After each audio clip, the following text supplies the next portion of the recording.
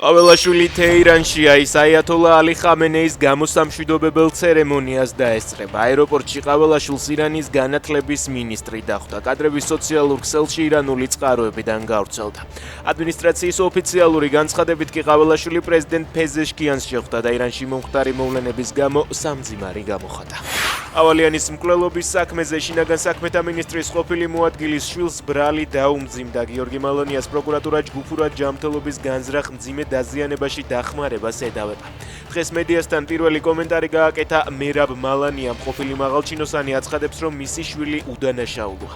გიორგი მალანია ნიაიმნაძის მეგობარია. მერაბ მალანიას თქმით, მის შვილს გაბაშვილი დაუკავშირდა და ავალიანთან შეხვედრაში დახმარებას თხოვა.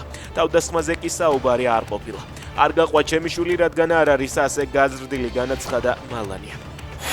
სასაზღვრო პოლიციის თანამშრომლებმა დრონის ოპერატორად გადამზადების სპეციალური პროფესიული კურსი გაიარეს. თვის ბოლოდან სანაპირო ზოლის კონტროლის პროცესში დრონების გამოყენება აქტიურად დაიწყება, ნათქვამია ოფიციალურ განცხადებაში.